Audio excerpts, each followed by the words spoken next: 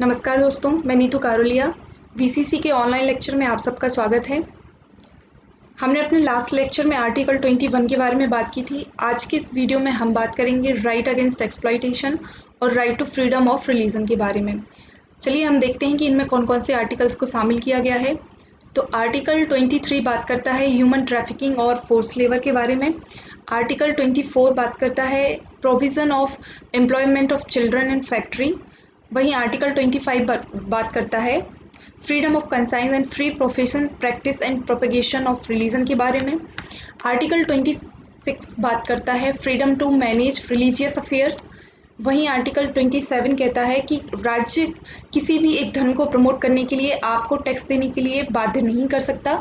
वहीं आर्टिकल 28 कहता है कि कोई भी एजुकेशनल इंस्टीट्यूट जो राज्य के द्वारा फंडिंग होती है जिसमें वो रिलीजियस एजुकेशन नहीं दे सकता। अब हम इसके बारे में विस्तार से बात करते हैं। आर्टिकल 23 राइट अगेंस्ट एक्सप्लॉइटेशन, इसमें आप इसको हम दो पार्ट में डिवाइड करके पढ़ेंगे। पार्ट 1 जो बात करता है ह्यूमन ट्रैफिकिंग, बेगार और फोर्स्ड लेबर के बारे में। इन तीन शब्दों को आप समझेंगे, फोर्स्ड लेबर और बेगार और ह्यूमन ट्रैफिकिंग। ह्यूमन ट्रैफिकिंग का मतलब होता है, हिंदी में इसको बोलते हैं मानव दुर्व्यापार। जिस तरीके से वस्तुओं को खरीदा और बेचा जाता है उसी तरीके से इंसानों को या मानवों का जो व्यापार किया जाता है वह मानव दुर्व्यापार कहलाता है। आपने न्यूज़पेपर में भी कई बार पढ़ा होगा, महिलाओं को या बच्चों को बेचा जाता है और उनसे भीख मंगवाई जाती है या किसी भी प्रकार का अन्य कार्य करवाया जाता है, तो वह मानव दुर्व्यापार कहलाता है और आर्टिकल 23 इस पर प्रतिबंध लगाता है। बेगार की बात करें तो बेगार का मतलब होता है जब आप किसी व्यक्ति से कोई कार्य करवाते हैं और उसके बदले में, उस काम के बदले में या तो आप उसे कम पेमेंट करते ही नहीं हैं या कम पेमेंट करते हैं उसके काम के अकॉर्डिंग। तो बेगार वही होता है कि काम के अकॉर्डिंग कम भुगतान किया जाना या तनख्वाह कम दी जानी। और फिर जब हम बात करते हैं फोर्स्ड लेबर के बारे में, बलात् श्रम के बारे में, तो बलात् श्रम जो है इसका मतलब होता है कि आप किसी व्यक्ति को लेकर आते हैं कोई काम करवाने के लिए, लेकिन आप उसके बदले में कोई अन्य कार्य उसके द्वारा करवाते हैं, जैसे नाली साफ करवाना, और यह काम जो है बलपूर्वक आप उससे करवाते हैं उसकी इच्छा के विरुद्ध में, तो यह कहलाता है बलात् श्रम। बेगार जो है, जमींदारी प्रथा जब हमारे देश में थी, लैंडलॉर्ड वाला सिस्टम अंग्रेजों के टाइम पे अपनी चरम सीमा पर थी। बेगार प्रथा अभी भी देखने को मिलती है कहीं कहीं। और हम बाल श्रम की बात करें तो संसद को यह अधिकार है कि आर्टिकल 35 के अंतर्गत वह इसके लिए कानून बना सकती है इन सबको रोकने के लिए। तो 1976 में संसद ने कानून बनाया जो बंधुआ मजदूरी प्रणाली उन्मूलन अधिनियम। बंधुआ मजदूरी जो होता है बॉन्डेड लेबर जिसको हम कहते हैं, उसमें एक बॉन्ड के तहत जो लेबर है वह जुड़ा हुआ होता है और उस बॉन्ड की कुछ शर्तें ऐसी होती हैं कि जो मज़दूर है वो या तो उससे कभी निकल ही नहीं पाता है, उसकी जो शर्तें और पेमेंट्स उसके ऐसे होते हैं, तो वह हमेशा जो है बंधुआ मजदूर बन के ही रह जाता है। तो 1976 में जो आया बंधुआ मजदूर प्रणाली उन्मूलन अधिनियम, उसके तहत इस पर प्रतिबंध लगाया गया। इससे पहले भी कई कानून बनाए गए, जैसे 1956 में अनैतिक व्यापार अधिनियम आया। तो संसद को यह अधिकार है कि वह कानून बनाकर इन पर प्रतिबंध लगा सकती है।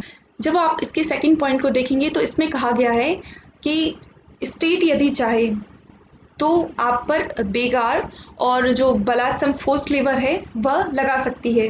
किस तरीके से, यदि राज्य में या हमारे देश में वॉर वाली कंडीशन चल रही है, युद्ध की स्थिति चल रही है, तो उस कंडीशन में जो है देश ऐसा कर सकता है कि हर घर से एक व्यक्ति को आर्मी ज्वाइन करना होगा और यह फोर्स्ड है, और इसमें यदि देश चाहे तो आपको सैलरी दे सकता है या कम सैलरी दे सकता है, तो यह हुआ बेगार।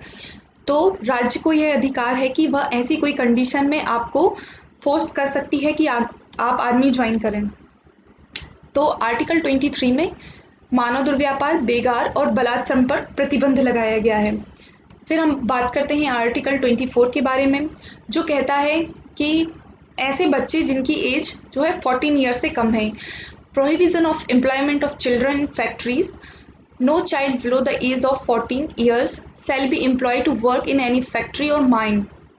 तो आर्टिकल 24 कहता है कि जिन बच्चों की उम्र 14 वर्ष से कम है वो किसी भी कारखाने या खतरनाक जो माइंस होती हैं उनमें काम नहीं कर सकते। यदि आप ऐसा करते हैं तो आप पर जो है उचित प्रतिबंध या आप पर सजा जो है आरोपित की जाएगी। आर्टिकल 24 का मानना है, ये तो संविधान में कहा गया था ऐसा, लेकिन आज का जो सिस्टम है वह कहता है कि किसी भी प्रकार के कार्य में आप बच्चों को संलग्न नहीं कर सकते।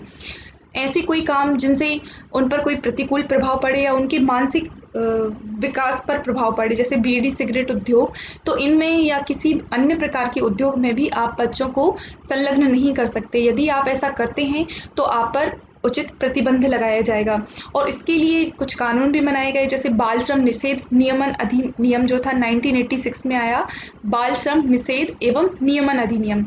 और 1952 में आया था खान अधिनियम, 1948 में आया था कारखाना अधिनियम। तो ऐसे कई अधिनियम और कानून आए हैं जिनके द्वारा आर्टिकल 24 के तहत आप प्रतिबंध लगा सकती है सरकार आपके ऊपर। आर्टिकल 25 की बात करें तो वह कहता है right to freedom of religion, धार्मिक स्वतंत्रता के बारे में बात करता है। आर्टिकल 25 कहता है अंतःकरण की और धर्म के अबाध रूप से मानने, आचरण और प्रचार करने की स्वतंत्रता। जब हम 25 को देखते हैं तो इनमें 3 शब्दों को शामिल किया गया है, अबाध रूप से धर्म को मानने, आचरण और प्रचार करने की स्वतंत्रता। आप किसी भी धर्म को मान सकते हैं, उसका आचरण कर सकते हैं और उसका प्रचार कर सकते हैं। आप पर किसी भी प्रकार का कोई प्रतिबंध नहीं लगाया जाएगा। इसके तहत भारत में प्रत्येक व्यक्ति को किसी भी धर्म को मानने की, उसके आचरण करने की और धर्म का प्रचार करने की स्वतंत्रता दी गई है। फिर आर्टिकल 25 का एक जो सबसे इम्पोर्टेंट पॉइंट है वो धर्म के अनुरूप आचरण करने की स्वतंत्रता। इस पॉइंट को लेकर ही सुप्रीम कोर्ट में कई केसेस गए, जैसे एक सिख धर्म जिसमें वो कृपाण धारण करते हैं, तो यह उनके धार्मिक आचरण में वर्णित है, कृपाण धारण करना जो 5 का होते हैं। तो इसके तहत और ट्रिपल तलाक का मामला है जो 2017 में आया था, 2017 में Saira Bano versus union of the India के बारे में। और जो इसके पक्ष में थी उनका कहना था कि यह इस्लाम का हिस्सा है और इस पर प्रतिबंध नहीं लगाया जाना चाहिए। सायरा बानो केस में सुप्रीम कोर्ट ने इसमें जब सुनवाई की तो उन्होंने कहा कि जो ट्रिपल तलाक बिद्दत है, यह न केवल संविधान के खिलाफ है बल्कि इस्लाम के जो सिद्धांत हैं उसके भी अनुरूप नहीं है और इस पर रोक लगाई जानी चाहिए। तो यह हुआ ट्रिपल तलाक का मामला। इसके अलावा भी एक केस आपने सुना होगा, संथारा प्रथा, जो जैन धर्म के फॉलोअर्स होते हैं, अनुयायी, उनका मानना है जब वो वृद्धावस्था में जाते हैं तो वो अन्न जल का त्याग कर देते हैं। उनका मानना है कि ऐसा करने से उन्हें मोक्ष की प्राप्ति होगी। जब इसके खिलाफ लोगों ने सुप्रीम कोर्ट में अपील की तो कोर्ट का मानना था कि जो संथारा प्रथा है इसको आर्टिकल 21 राइट टू लाइफ से ना जोड़कर आर्टिकल 25 धर्म का आचरण करने से संबंधित माना जाना चाहिए। और इसी तरीके से इसमें कहा गया है कि धर्म का प्रचार करने और धर्म को अबाध रूप से मानने। तो मैं आपको बता दूं, जो धर्म परिवर्तन की बात आती है तो यह भी इसके अंतर्गत ही आता है, आर्टिकल 25 के अंतर्गत।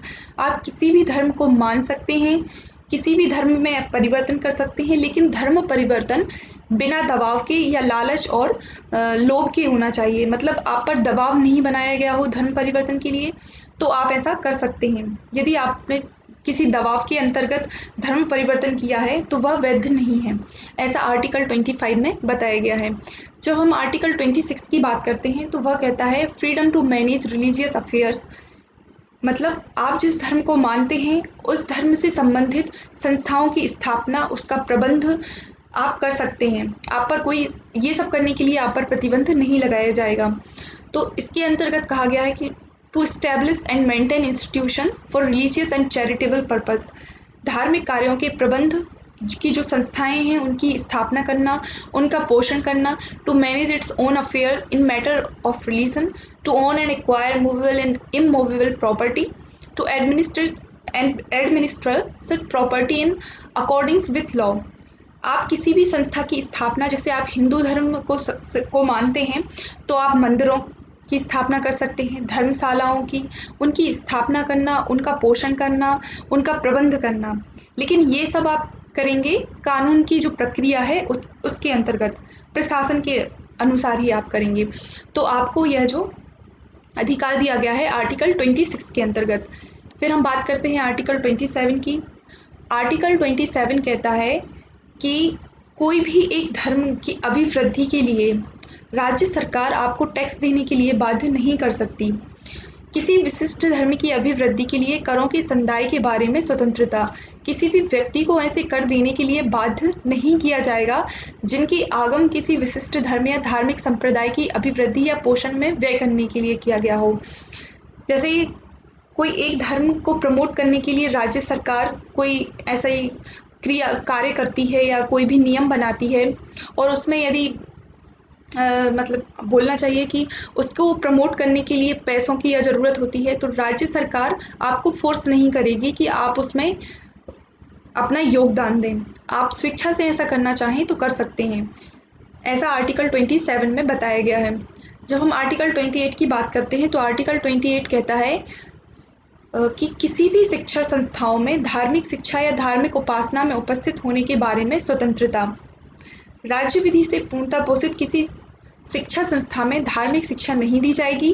ऐसे शिक्षण संस्थान अपने विद्यार्थियों को धर्मोपदेश या धार्मिक अनुष्ठानों में भाग लेने के लिए बाध्य नहीं करेगा। इसको आप ऐसे समझेंगे कि कोई भी ऐसी शिक्षण संस्थान या एजुकेशनल इंस्टीट्यूट जो राज्य के द्वारा फंडिंग पर चलाई जा रही है या राज्य उसमें फंड देता है, तो वो जो है किसी धार्मिक शिक्षा को प्रमोट नहीं करेगा या धार्मिक शिक्षा नहीं देगा, या उसके जो भी स्टूडेंट हैं या उसमें जो भी पढ़ने वाले बच्चे हैं उनको कोई धर्म उपदेश सुनने के लिए बाध्य नहीं करेगा या धार्मिक अनुष्ठानों में भाग लेने के लिए नहीं करेगा। लेकिन यदि जो वो संस्थान है धार्मिक शिक्षा के लिए ही स्थापित किया गया है और राज्य द्वारा संचालित है, उसका उद्देश्य धार्मिक शिक्षा देना है, तो वह संस्थान ऐसा कर सकता है। लेकिन शिक्षण संस्थान ऐसा नहीं करेंगे, चाहे वो प्राइवेट, नॉन प्राइवेट या फिर जो सरकारी हो, तो वो ऐसा नहीं कर सकते। मद्रास का एक मामला है। मद्रास की जो शिक्षण संस्थान है वहाँ पर राष्ट्रगीत को अनिवार्य किया गया। इसके खिलाफ लोगों ने सुप्रीम कोर्ट में, हाई कोर्ट में अपील की, तो हाई कोर्ट का ने जो सुनवाई की उसमें कहा कि राष्ट्रगीत जो है वह संवैधानिक भाग है, कोई धार्मिक शिक्षा से संबंधित नहीं है। तो जो मद्रास के शिक्षण संस्थान हैं वो अपने स्कूलों में या कॉलेजों में राष्ट्रगीत को अनिवार्य कर सकते हैं। तो तमिलनाडु ऐसा पहला राज्य बना जहां सभी शिक्षण संस्थानों में राष्ट्रगीत जो है अनिवार्य है। इसके अलावा यूपी सरकार का मामला है जहां योगी आदित्यनाथ ने मदरसों में राष्ट्रगान को अनिवार्य किया। इसके खिलाफ जब सुप्रीम कोर्ट में, इलाहाबाद हाई कोर्ट में मामला गया, तो हाई कोर्ट का कहना था कि यह संवैधानिक कर्तव्य है लोगों का राष्ट्रगान को गाना, यह कोई धार्मिक शिक्षा से संबंधित नहीं है, तो इस पर रोक नहीं लगाई जा सकती। तो इससे संबंधित कुछ ऐसे बात थे। आज के वीडियो में इतना ही। यदि आपको ये वीडियो पसंद आया तो please like, share and subscribe करें। Thank you.